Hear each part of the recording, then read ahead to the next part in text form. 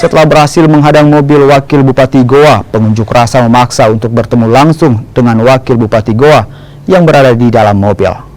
Aksi ini pun langsung dihalangi oleh polisi Pamong Praja dan aparat kepolisian dari Polres Goa yang mengakibatkan kericuhan. Polisi dan mahasiswa terlibat saling dorong, bahkan nyaris adu jotos. Kericuhan kemudian berakhir setelah aparat kepolisian berhasil mengendalikan keadaan.